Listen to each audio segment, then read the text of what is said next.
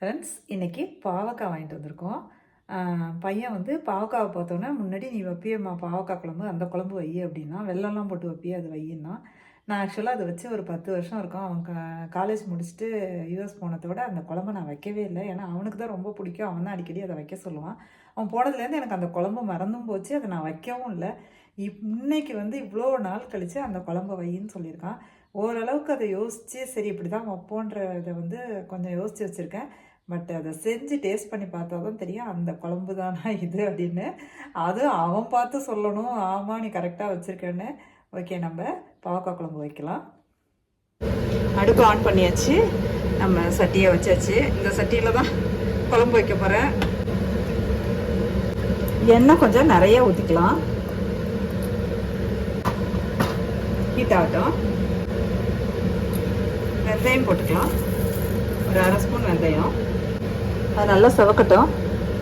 இங்கே நெதர்லாண்ட்ஸில் பச்சை மிளகா கிடைக்காது. இது வந்து இந்தியன் ஸ்டோரில் வாங்கின பச்சை மிளகா. செம்ம காரமாக இருக்கும். எவ்வளோ குட்டி குட்டியாக இருக்கு பாருங்க. இது செம்ம டேஸ்ட்டாகவும் காரமாகவும் இருக்கும். இதுதான் நான் யூஸ் பண்ண போகிறேன். வெந்தயம் நல்லா செவந்துடுச்சு. இது பாருங்க, பூண்டு இதை போட்டுக்கலாம். ஒரு பூண்டு உரிச்சு வச்சுருக்கேன், அதை யூஸ் பண்ணிக்கலாம். அது கொஞ்சம் ஒரு 2 மினிட்ஸ் வதங்கட்டும்.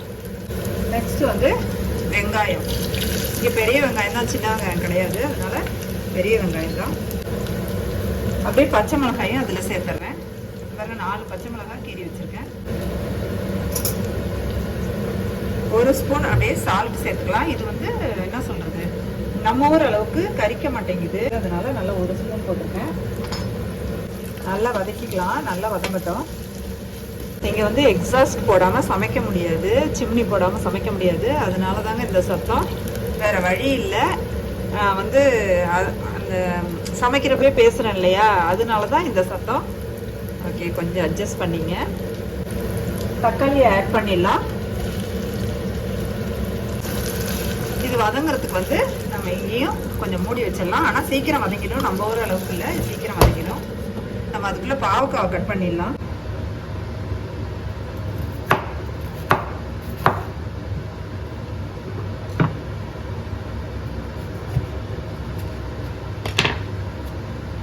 எவ்வளோ பிஞ்சாக இருக்கு பாருங்க.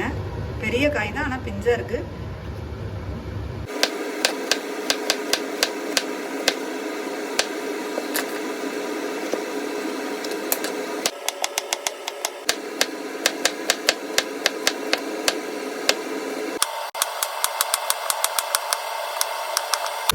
பாவக்காவை இதோட சேர்த்துடலாம்.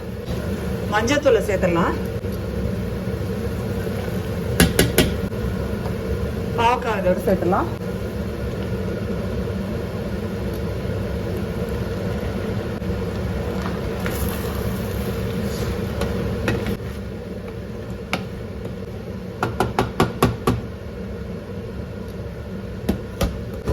நல்லா வேகட்டும், மூடி வச்சிருவோம்.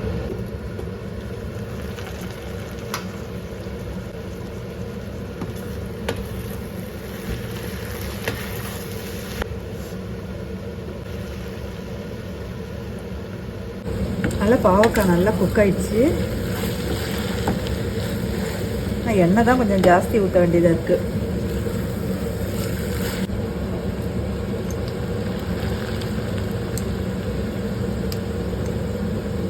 மிளகாத்தூள் எவ்வளோ போடலாம்? 1 ஸ்பூன், 1.5 ஸ்பூன் போடுவோம். மல்லி ஒரு 1.5 ஸ்பூன் போடுவோம்.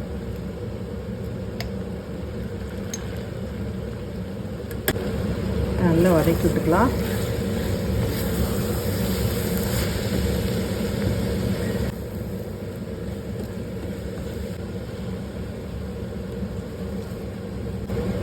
சூப்பராக இருக்கு.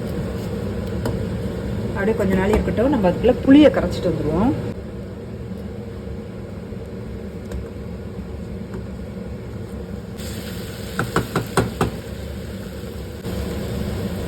புளி தண்ணி ஆட் பண்ணிடலாம்.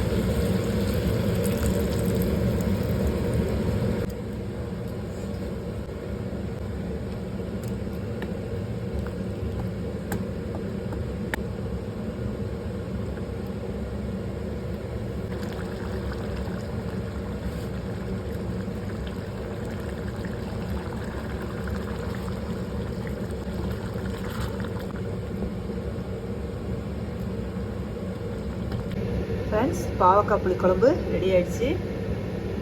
பாருங்கள், சூப்பராக இருக்குது பார்க்குறதுக்கே. பையன் வந்து பார்த்து அதே டேஸ்ட்டான்னு சொல்லணும். நெக்ஸ்ட்டு வந்து கடலைப்பருப்பு. இது வந்து ஒரு டம்ளர் அளவுக்கு ஊற வச்சுருந்தேன். ஊற வச்சு இப்போ அடுப்பில் வேக வைக்கிறேன். இது என்ன செய்யணும்னா பீன்ஸ் உசிலி செய்கிறதுக்காக இதை நான் வேக வச்சுருக்கேன். இது வேகட்டும். பீன்ஸ் உசிலிக்கு வந்து வெங்காயம், கருவேப்பிலை அதை கட் பண்ணிட்டேன். அதுக்கப்புறம் பச்சை மிளகாய் பாருங்கள், இந்த பொடி பச்சை மிளகாய் இதை வந்து பொடியாக கட் பண்ணி வச்சுருக்கேன். இது எல்லாத்தையும் போட்டு வதக்கிக்குவோம்.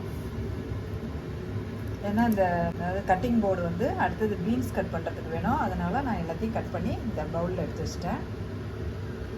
பாம்பு பகுதி இந்த சைடும் கொஞ்சம் கட் பண்ணிவிட்டு அதுக்கப்புறம் இதில் வச்சு கட் பண்ணுறேன். அடுத்தது பீன்ஸ் உசிலி செய்ய போகிறேன்.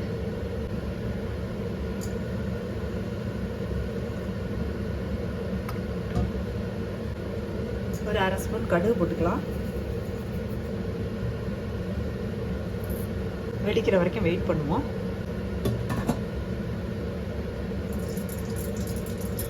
கடுகு வெடிக்க ஆரம்பிச்சு பாருங்க. அப்படியே திறந்துட்டு உளுந்த போட்டுடலாம்.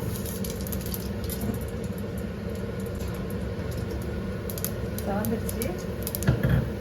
இந்த கருவேப்பிலை, வெங்காயம், பச்சை மிளகாய் எல்லாத்தையும் போட்டுடலாம்.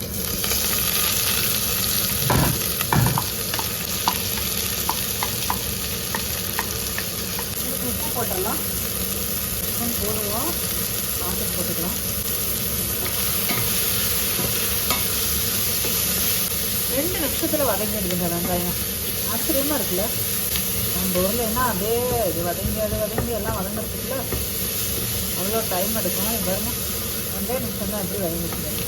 ஹீட்டு ஒரு வேளை அடுப்போட ஹீட்டு ஜாஸ்தியாக, அடுப்பு ஹீட் ரொம்ப ஓவராக இருந்தால் கறி தானே போகும். இது நல்லா அழகாக வெந்து போட்டு பாருங்க.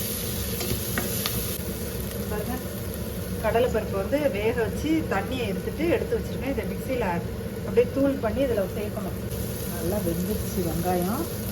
இதில் பீன்ஸை சேர்த்துடலாம். கொஞ்சம் மிளகாத்தூள் சேர்த்துக்கணும் காரத்துக்கு. ஒரு 1/4 ஸ்பூன் சேர்த்துக்கணும். ரொம்ப காரம் வேண்டாம், கொஞ்சமாக சேர்த்துக்கலாம். அப்படியே பீன்ஸை சேர்த்துடலாம். நம்ம பீன்ஸ் கொஞ்சம் நிறையா தான் இருக்குது, அதில் சேர்த்துருவோம்.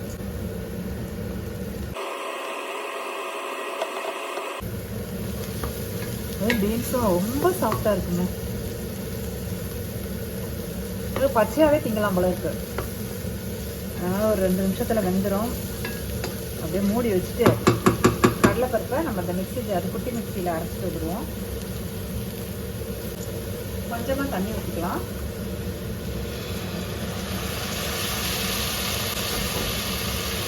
அப்படியே மூடி வச்சுடுவோம். கடலைப்பருப்பை கொஞ்சம் கொஞ்சமாக இதில் சேர்த்து தூளாக்கிக்கலாம்.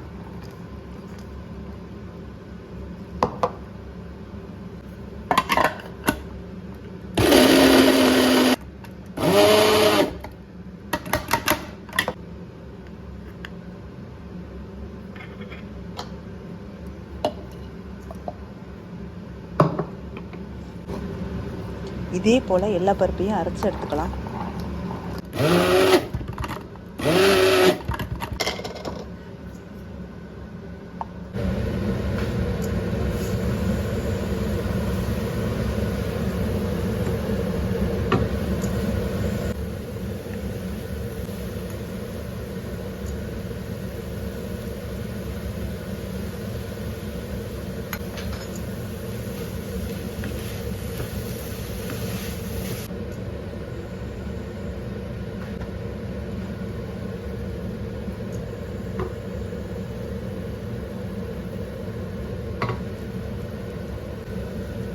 தண்ணியே இருக்கக்கூடாது, அந்தளவுக்கு இதை வந்து க்ளீனாக வேக வச்சுக்கணும். தண்ணி இருந்தால் கடலைப்பருப்பு போட்டால் அது வந்து கொல கொலன்னு ஆகிடும். அதனால தண்ணி இல்லாமல் ட்ரை ஆகிற வரைக்கும் இதை வேக வச்சுங்க.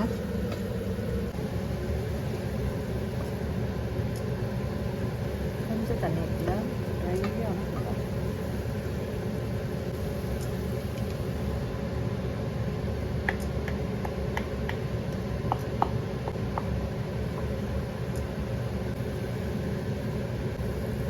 குண்டா உஸ்லி செய்ய சொன்னான்ப்பா, அதனால நான் வந்து செஞ்சுட்டேன்.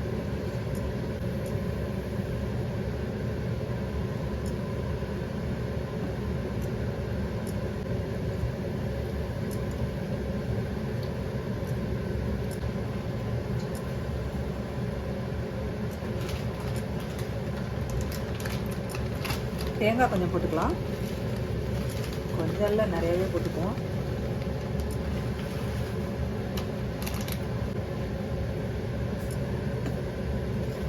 உஸ்லி செம்மையாக வந்துருக்குங்க. பயமாக தான் இருந்துச்சு, எதுவுமே நிறைய செஞ்சால் ஒழுங்காகவே வராது வேறு. ஆனால் இது நல்லா வந்திருக்கு, அவ்வளோதாங்க. அப்படியே சூப்பராக கொத்தமல்லி தலையை தூவி வச்சு நிறைய கொத்தமல்லி தலை போட சொன்னால் போட்டேன். என் பையன் என்ன சொன்னானோ அதை செஞ்சுட்டேன். கொத்தமல்லி தலை தூவி உஸ்லி ரெடி. நிறைய செய்ய சொன்னால் செஞ்சுட்டேன். சூப்பர் உஸ்லி ரெடி. இந்த வீடியோ உங்களுக்கு பிடிச்சிருந்ததுன்னா லைக் பண்ணி, ஷேர் பண்ணி, கமெண்ட் பண்ணி, சப்ஸ்கிரைப் பண்ணிவிடுங்க. பீன்ஸ் உஸ்லி, செம்ம டேஸ்டான பீன்ஸ் உஸ்லி ரெடி. பொல பொலன்னு